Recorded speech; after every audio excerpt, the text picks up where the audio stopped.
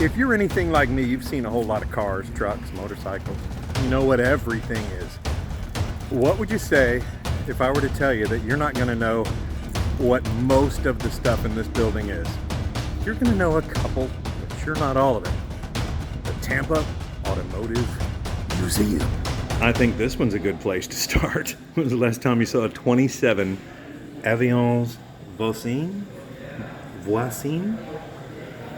Produced from 24 to 28. This one is from 27. The sides appear to be wood, just painted.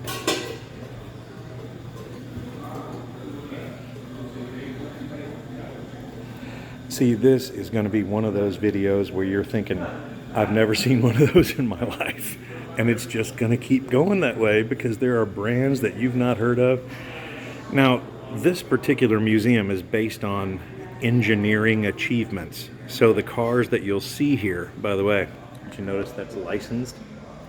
The cars you're going to see here have something that they did first or they did really well or mastered, but mostly first. So, let's check that out.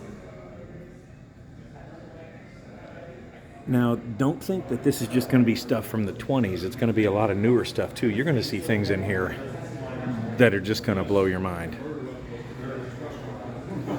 Including, believe it or not, a Mustang that you've never, ever seen. Second car, a Willys Knight. Has the grille lines of a Packard.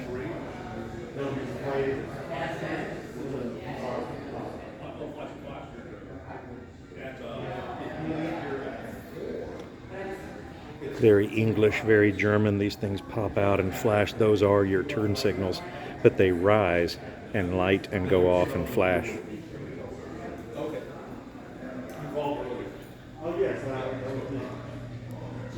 Let's say Danhard. But look at the way the lights are made on it. Turn signals, brake, and maybe running light, not sure. Incredibly unique. I love the windshield on this one. First of all, it's not right-hand drive. It's not left-hand drive. It's center drive.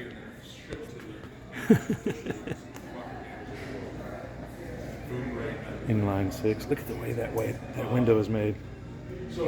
If you're into styling, then this is going to be a fantastic journey. 38 Panhard dynamic. Look at the covers for the headlights.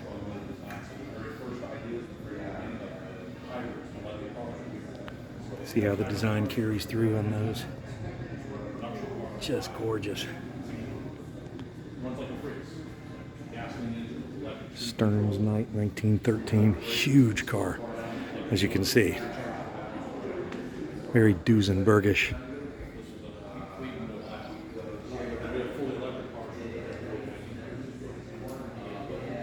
That wheel's got to be a 26 inch, maybe 30. Huge. Stearns. He's wearing a mask. Wow, look at that back through there. Little jump seats here.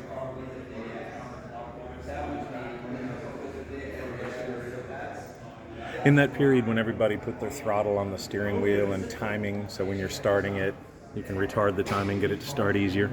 Beveled glass on the mirror here. Citron. This reminds me of the old James Bond movies. Come on through, ma'am. Sorry about that. Citroen has a long history. I believe they're French. I always love the lines on this car. Once again, licensed until last year. Citroen Sm. I always thought of these as being a little quirky just because they had kind of unusual design and unusual engineering, but if you look at the way that engine is made, it appears as if it's a 4-cam, but the transmission's in front of it, meaning front-wheel drive, but these little green things those have fluid in them, and that's what determines the suspension ride height and the smoothness. Notice the shaft coming off the front of the engine there going to the AC compressor? These are just so wild and weird. 73 Citroen. Now, 52 Delahaye. You've probably heard of a Delahaye. These are gorgeous cars. Look at this machined firewall and bulkhead there. Wow. This has some beautiful lines to it. Right-hand drive, like many of them you're going to see in here. Three-piece back window.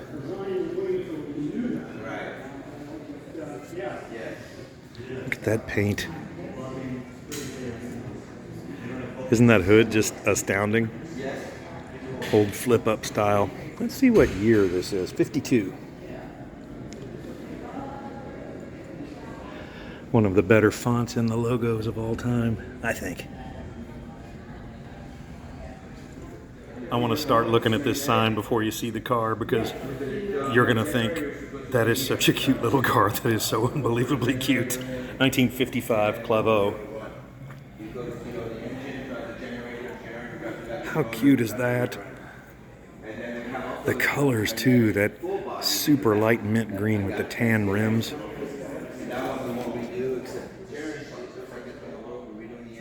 I would love to have one of these cars. A turn signal indicator, the front and the rear. Wow. 1953 Talbot Lago. Twin cam 6-cylinder. Once again, check out that logo. Rarest. Another Talbot Lago, 2 years older.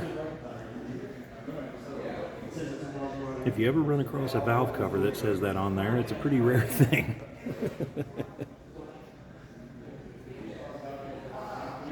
A Salmson, not Samson, not Sampson.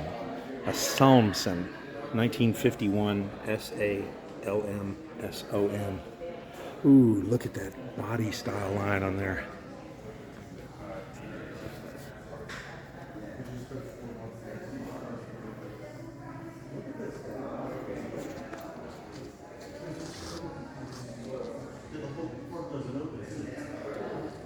As you can see, I told you there's going to be a lot of stuff in here that you have just never seen. Wait till you see the Garin Aerodyne. That's what we're seeing right there. You can tell every square inch has been tapped out of aluminum. That's a 1925. Who even gave a thought to aerodynamics in 25? Just look at this. Wow. I'm going to turn on this light here so we can get a little indication of what's going on for power. Obviously, incredibly influenced by aircrafts from this era. Look at that. Look at those curves. And the roof. Well, everything that they were trying to do aerodynamically was spoiled by that. But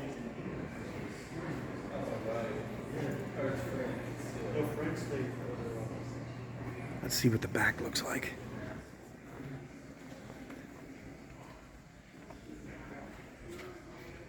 Wow, boat tailish. But we've got so many more cars to see. The car in this picture is sitting beside me, and it looks a little different now.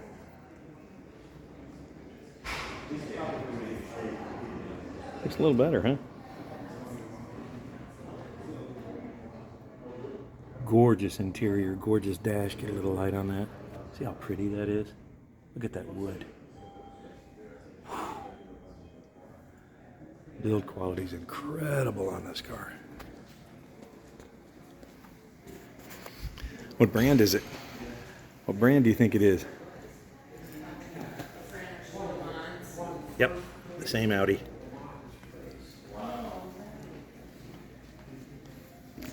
This may be the oldest one we see here today, and it's strange also that it's a gasoline electric hybrid from 1916, over 100 years ago. Obviously you see the gasoline engine there. I don't really see where they would have put the electrical side of it. This is still obviously getting built or restored or something. Gasoline electric hybrid. Maybe it's made into the gasoline engine. Maybe it's a part of it. Yeah, that looks... Oh, wow. That gear drive assembly. 1916. So you think you're in familiar territory now. You are not in familiar territory. It's a Mustang, but that's where it gets really freaky. See anything weird about that? This car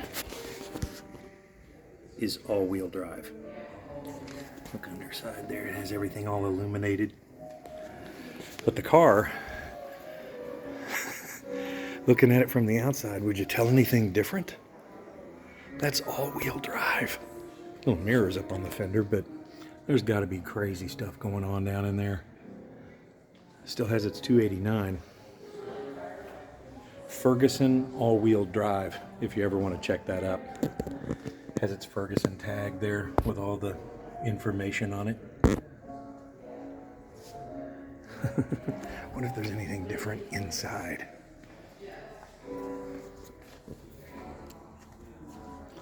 No. Blue coupe, blue interior. This is one of the cars you'll know. Studebaker Avanti. The R1, which has a blower on it. Early McCullough supercharger. Very unmodified, unrestored condition. Manual transmission. Once again, the cool font.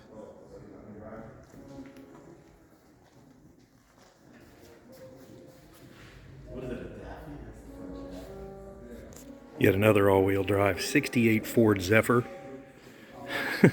Looking suspiciously like a Falcon from that era. Only decidedly more European. V6 all-wheel drive police car. Bucket seats in the front, bench in the back for the lawbreakers. I want you to see these taillights because they look like a Mercury Comet, like 66. But not quite. Now check out inside here. See the little panel in there? See if I can get... Oh, you're not going to be able to see it. Little switch panel in there looking all suspicious, like they're going to drop oil or smoke bombs or something. When you first walked up to this thing, you probably thought, it's an old Chevy or a Ford or something. No, nothing in here is what you think it is. From the back, it looks like 52 Chevy, but it's sure not. I'll let you contemplate that before we get to the front, and then I'm going to blow your mind when you see what's in the front. First of all, reverse doors on it, the suicide doors. Second, what? Front wheel drive. Look at that cantilever front suspension. In 52. The next year they had this Hotchkiss Grigore coupe. That was quite similar. You can see the engine that would have been in the 52 right there. There's that crazy looking cantilever suspension. Battery right up there. Brake fluid in a glass container. Got to live and learn, man. Look at that air cleaner, though. All aerodynamic in there. This is one of the ones you'll know. 1959 MG, 1600 Roadster, what they call the MGA. Such beautiful little styling cues on here, though. Look at that. Gorgeous. Black red piping, or kind of a maroon piping up against the red. Oh, the steering wheel's beautiful. Gorgeous car. After the war, a lot of our people, a lot of our soldiers coming back to America drove these in Europe and thought, those are really cool, so they brought them back here. That's what got them their start in America. MG and Triumph.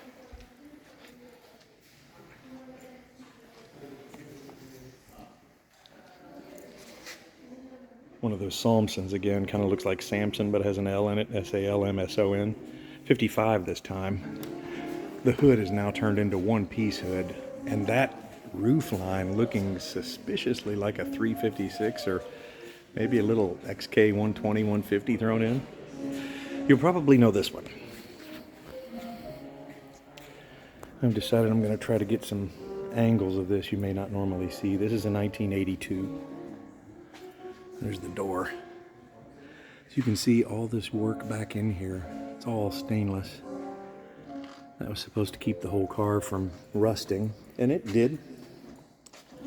Powered by maybe it's a Volvo engine, little can of instant start. These actually have the impression, people think that they're fast, but they are absolutely not even close to fast. But they definitely have their own look. When the prices started going up, the ongoing joke was, well, I hope it has a big old kilo of cocaine in the glove box. To clean them up, you rub steel wool across them. Front end is a painted surface. That's the only part rather than the rear bumper, but the actual body panels are all brushed stainless. How'd you like to go out and wash your car with steel wool? Beautiful car, though.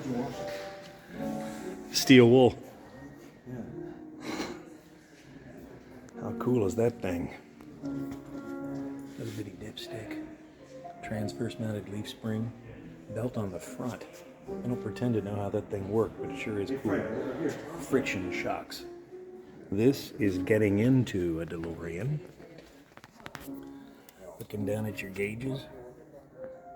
Check and make sure everything's where it should be. Got your little DMC logo in the upper left-hand corner.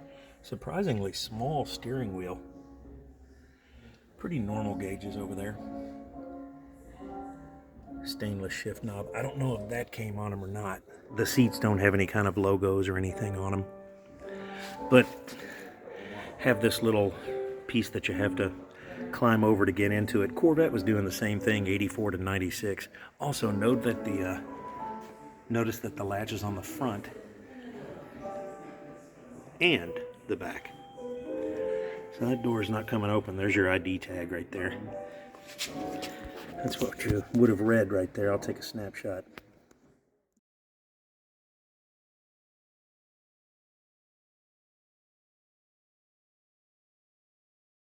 You've also got two little pins right there. One of them, I guess, is going to say the door's closed all the way, and the other one may turn off the interior light.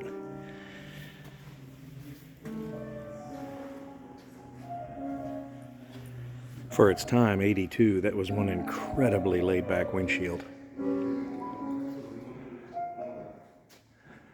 Little reflector there when your door's open. Cool car. 1936 Tatra. A 28 Detra. I gotta look at this Tatra. The wheels look almost like what they used to call an artillery wheel that would have come on Fords in the 30s. Look at this color combination.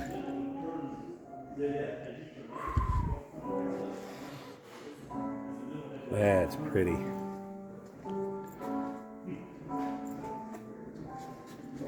Four-wheel independent suspension on this chassis here.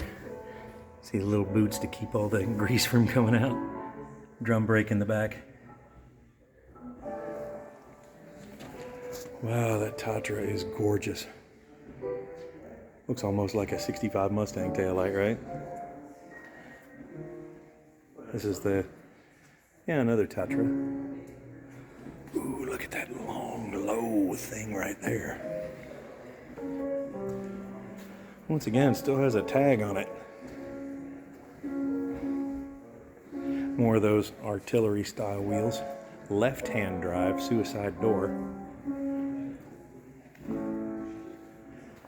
1937 Aero. Boy, that's cool too. I dig them. Back before a lot of the rules were made about how to build a car and how to make them safe later on. 1917 Franklin. Look at the windshield. Stand right beside it and see the angle there.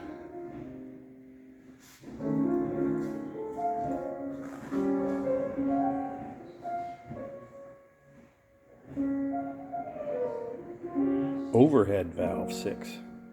Wow, for 1917, that's crazy.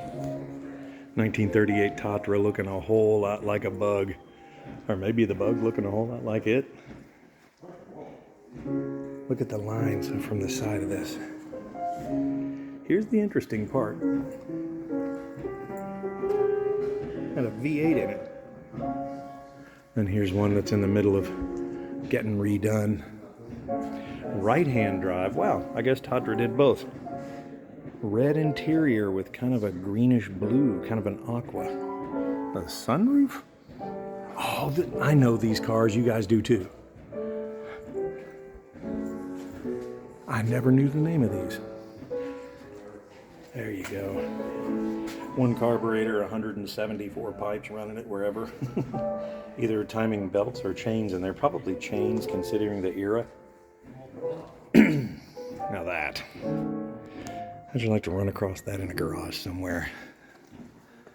Big hinge. Oh, I never knew this, but if you look through, you see that window right there? If you look through here, you can see the window. Who would have thought you would have been able to see out of the back of that thing?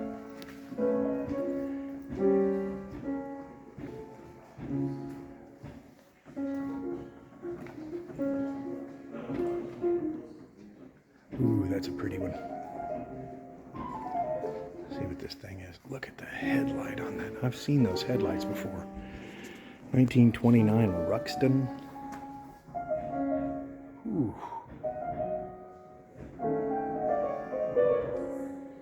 This is an unbelievably, just beautifully designed car. Wow. And a cord. You guys know what a cord is, right? Look at that front suspension and how that thing is set up. Driven front wheels. Don't know about the back. I don't really want to dive up under there, but wow, nice ride. Yeah, you guys probably know this too. They call that a coffin nose. 1937 Cord 812 front wheel drive, meaning that that one probably is front wheel drive. Look at that angle right there. What the heck is that thing? One carburetor on top, 4 plugs over here. Looks like the distributor has 8 wires on it, so probably an V8. Look at the belt.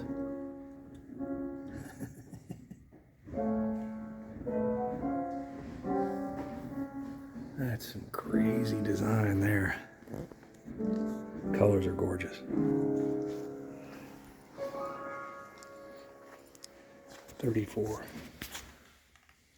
Interesting name.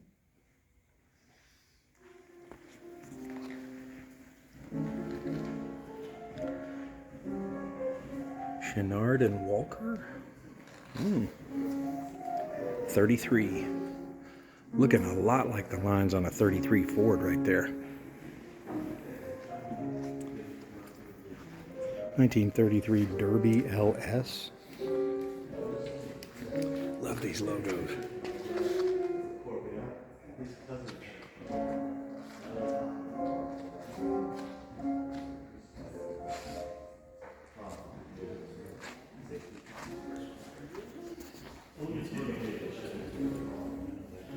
(1928) Alvis.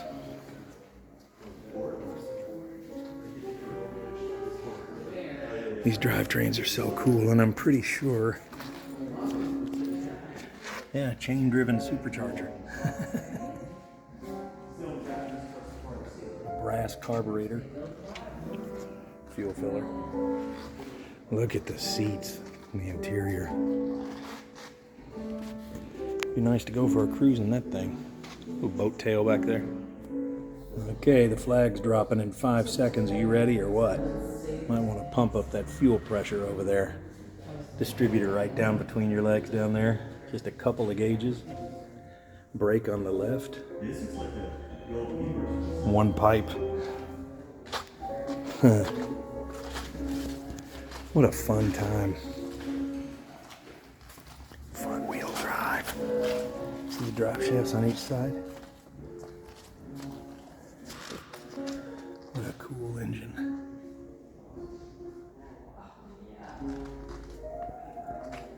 What? 1927 Hanomag. Among the coolest logos ever. One little light in the middle, that's cool. You guys have probably heard me talk about Corvairs before. 2 generations. The first one was 60 to 64. The second one was 65 to 69. And the hot rod version, which was not fast, it was still just not quite as slow, was the Corsa in this generation. You'll see down there the manual transmission, extra gauges, and turbo. Turbocharged 180 horsepower, horizontally opposed engine. Beautiful color, kind of a dusty rose, sort of.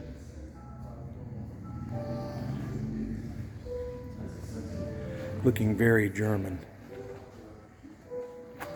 Watch it not be German. An Adler. Oh, Triumph. Well, no. 1936 Adler, years produced, blah, Germany. Haha, sweet. Lancia. Oh, that's interesting, huh? Ooh, the headlights are gorgeous.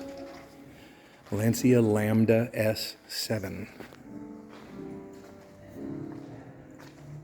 Yeah, I had to make these out of sand casting.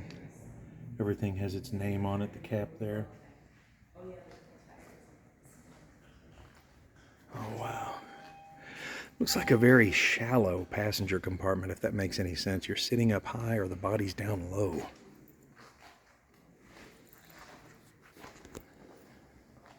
Alpha. Oh, Mazda Cosmo. Yeah. Somebody's just really upset at me right now. The Mazda Cosmo.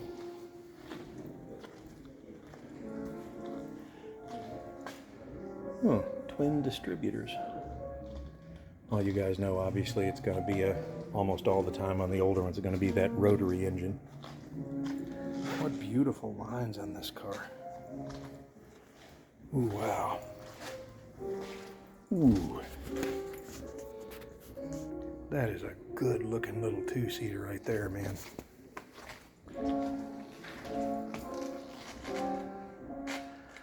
Looking like it's somewhere between a first generation T-Bird and a Miata, and whew, man, that's a good looking car though.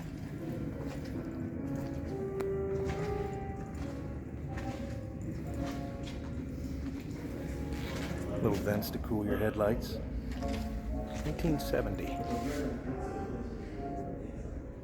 NSU, dude. I went to school there back in the 90s. And I'm kidding.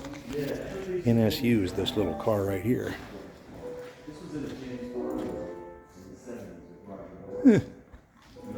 Now, what is this little thing? A Deutsche Bonnet Le Mans. 1959 to 62 they made it. That's a good looking little car too. We had these eras in our history when a lot of people just said, you know, they make a really good car, let's make ours look like theirs. And we still do that. Le Mans. Oh, that's cool in the back.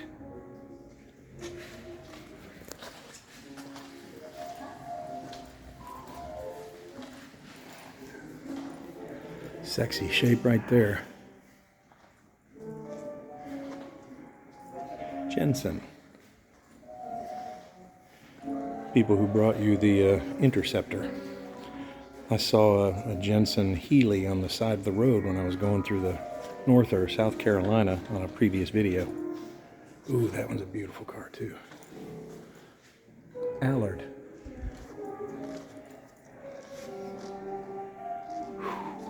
This whole building is just An adventure in design. Citron. And another. And another, another, another. Popular little cars. You put your gas in on the door. Why not? Fold up windows. Got two story cars here. The Tracta 6, which is more the cruiser street version. They kind of had an attitude like Ferrari did. Enzo was like, we only build street cars so we can race. And that's kind of what happened here. Here's the race car. Can you imagine? Look at that little shifter. Put the light on again. But look at that little shifter. Totally unrestored interior that just looks gorgeous in there. Perfectly aged.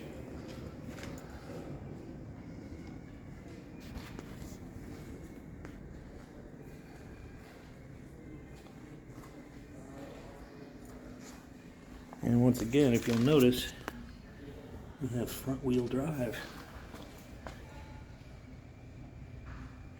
Look at that. The detail on that.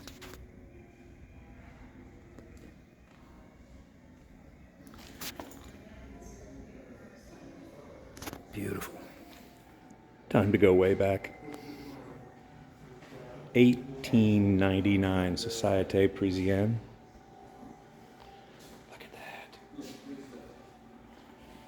I guess the clutch. Yeah, see how that works? A little fork right there on the clutch. Gear driven. Wooden fenders. Oh wow. Timing. Shifter. Everything marked on it. 1899.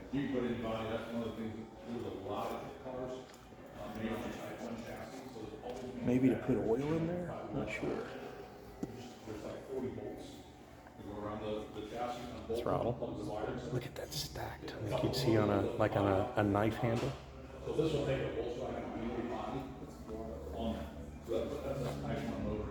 And it's tagged.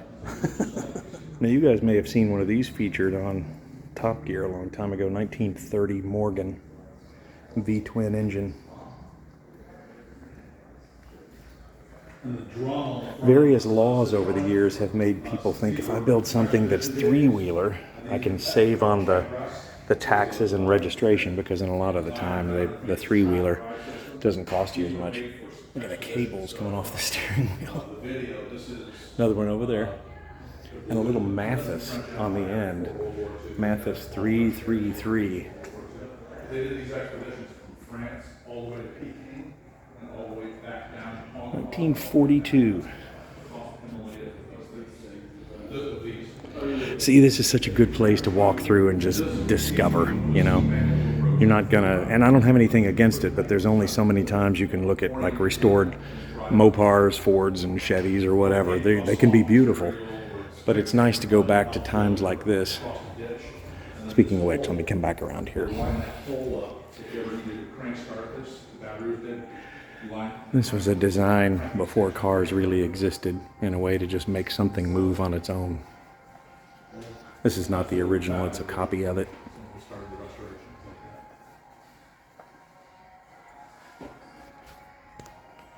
It's a beast. You can drive cool, through huh? that ditch right there. Look at that. That ditch, and that barrel will stand, will push on the other side of the ditch and keep you from bending your front axle. That wheel. Steam tank. Once again, they're making electric cars back in the 20s, 100 years ago. I had a friend who had one that was made by Roush and Lang. See how the controls are? There's no steering wheel. You just press one forward or press one back, and that's how you get where you're going. Nice to have roses there on either side as you're driving. This one actually runs. So they went to the museum. Oh, there's the charger. Family to agree and allow Look at the size of that dial. Batteries back here. And currently licensed. How cool is that? Wow, just the curtains are gorgeous. This has been the Paris Auto Show in 2009. And throwing in one just for good measure here, 1971 CGE Grigore, which is powered by not what you're thinking. Hydrogen fuel cell. A sliding door on the side there. Look at that thing in the back.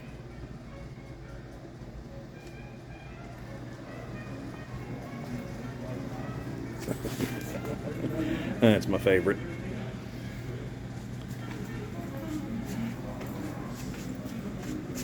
Look at that. Looks like you can either make long distance calls for free or drive it. Now see, I told you, dude, that place has stuff that's just crazy. What'd you know, probably 10 of the cars? Unless you grew up in Europe or have a lot of knowledge about that part of the world, it's kind of hard to know a lot of the... There's something down there. There it is. What the heck is that?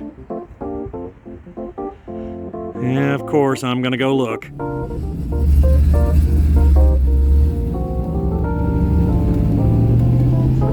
Well, now that I'm a little closer, I'm gonna guess that it's a 66 GTO with a 389, 3 deuces, and a 4-speed. Don't those wheels look like Pontiac Rallies to you? No? Cool wagon down there from it though, right?